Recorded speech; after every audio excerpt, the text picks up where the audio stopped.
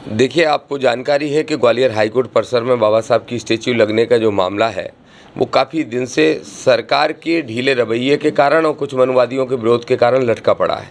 आज़ाद समाज party Bhim army ने तय किया था, हमने नागपुर की दीक्षा भूमि से एक यात्रा शुरू की थी जो लगभग 1 महीने में मध्य प्रदेश की 100 विधानसभाओं में 100 से अधिक सभाएं करते हुए लगभग ग्वालियर के पास तक पहुँच चुकी है। 11 मार्च को गोराघाट से वो यात्रा जो अब वाहनों से चल रही थी वो पैदल यात्रा के रूप में बदल जाएगी। संकल्प पद यात्रा इसका हमने नाम रखा है। ग्वालियर में गोराघाट में 11 मार्च को बड़ी रैली करेंगे और उसके बाद डबरा पहुंचेंगे। डबरा में भी 11 मार्च को बड़ी रैली करने का काम करेंगे। लगभग 1 लाख लोगों का हमने आह्वान किया है, हो सकता है 50,000 हों, 1 लाख भी हों, और हम सब पैदल चल के ग्वालियर हाईकोर्ट पहुँचेंगे और बाबा साहब की स्टैच्यू लगाने का काम करेंगे। इस यात्रा के माध्यम से हम वो नवग्रह मंदिर भी देखेंगे और उनके कागज़ भी डबरा में जाके उजागर करेंगे कि कैसे उसमें भूमाफिया गिरी हुई है जो डबरा के अंदर हुआ है। इसके साथ साथ एक संविधानवादी ताकत कैसे मध्य प्रदेश में स्थापित होगी, ये देश, ये प्रदेश, ये जिला, पूरा प्रशासन, सरकारें सब कैसे संविधान से चलेंगी, ये मनुवादियों को जवाब देने के लिए यात्रा है। केवल आपने दिल्ली जा रहे हैं, वो अपनी यात्रा महाआंदोलन कर रहे हैं जंतर मंतर पर। हाँ, वो उनको संवैधानिक अधिकार है, जितना विरोध करना चाहें करें। वो सरकार का निर्णय है कि उन्होंने यूजीसी में जो नियम परिवर्तन किए हम उनके फेवर में हैं। भाई चंद्रशेखर आज़ाद जी हों, चाहे दामोदर यादव हों, चाहे हमारा एक साथी, हम यूजीसी के फेवर में हैं। जो नियम लागू हुए हैं वो एक तरह से सुरक्षा कवच है बच्चों के लिए, उसको लागू रहना चाहिए। नरोत्तम मिश्रा कह रहे हैं कि ये तो कोई भी चिल्लाता रहे कि उसके क्या फर्क पड़ता है। हाँ, तो नरोत्तम उसमें क्या है, कागज़ प्रस्तुत कर दे।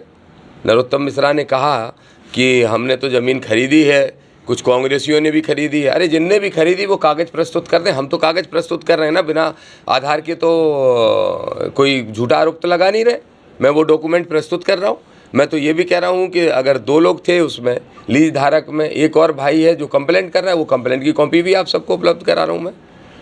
उन्होंने खुद कंप्लेंट की है चीफ मिनिस्टर के यहाँ, चीफ सेक्रेटरी के यहाँ। कलेक्टर ग्वालियर से पूछिए, रुचिका चौहान जी से जाके, क्या उनके यहाँ कंप्लेंट आई है कि नहीं आई है। उनसे पूछिए कि मध्य प्रदेश की सरकार ने जांच के ऑर्डर किए थे कि नहीं किए थे। उनसे पूछिए फिर किसके दबाव में जांच रोकी गई। लेकिन मध्य प्रदेश की सरकार के तो लगभग मुख्यमंत्री सहित सब लोग इसमें कार्यक्रम में आए। देखिए, अब बहुत पुराने चावल हैं नरोत्तम मिश्रा बीजेपी के, और पहले तो नहीं आ रहे थे मुख्यमंत्री। मुझे पता चला था कि मुख्यमंत्री जी कह रहे हैं कि हम नहीं जाएंगे उसमें, क्योंकि उसमें तो दामोदर यादव विरोध कर रहा है, कोर्ट से नोटिस भी आएगा। लेकिन अगर कोर्ट का नोटिस में देर हो गई तो मुख्यमंत्री जी पहुँच गए। लेकिन चिंता न करें, जो भी पहुंचे हैं उनको भी नोटिस तो जारी करवाएंगे हम, कोर्ट से पूछेंगे जरूर। आप पाखंडवाद की बात करते हैं जी, तो जब पाखंडवाद की इस प्रकार से जो अटैक हुए हैं उस पर, उतना ही वो धर्म और आगे बढ़ा है। तो धर्म आगे बढ़े, धर्म में कोई बुराई नहीं है। समस्या यह है कि पाखंडी आगे ना बढ़े। धर्म का मैं किसी का विरोधी नहीं हूँ, ईश्वर का विरोधी नहीं हूँ, जाति का विरोधी नहीं हूँ, वर्ग का विरोधी नहीं हूँ। लेकिन मैं सिर्फ ये कहता हूँ कि वो चोला पहन के जिसकी आस्था लोगों की धार्मिक नज़रिए से है, उस चोले को पहन के कोई आडंबर पाखंड फैलाएगा, लोगों को मूर्ख बनाएगा। जिनके पास धीरेन्द्र शास्त्री, प्रदीप मिश्रा जैसे लोगों को आप जानते हैं, जिनके पास आज से 5 साल पहले खाने के लाले पड़े हुए थे, वो आज 5-5 हज़ार करोड़ के मालिक कैसे बन गए। जिनके पास एक टूटी साइकिल हुआ करती थी, धीरेन्द्र शास्त्री तो खुद ही कहते हैं टूटी साइकिल हुआ करती थी, वो आज चार्टर्ड प्लेन और हेलीकॉप्टर से नीचे क्यों नहीं उतर रहे हैं। क्या ये होते हैं संत? ये कथावाचक हैं और ये बड़े धंधेबाज हैं। ये धर्म का धंधा करने वाले लोग हैं। सूचना दी अपने यात्रा के बारे में प्रशासन को? हाँ, पूरी सूचना है, निश्चित रूप से सूचना है। अनुमति भी आधी जगहों की हो गई, आधी और हो जाएगी। और अनुमति के भरोसे हम नहीं बैठते हैं। ये हमारा संवैधानिक अधिकार है कि हम यात्रा निकाल सकें। प्रशासन की जिम्मेदारी है कि वो व्यवस्थाएं करें, वो करेंगे।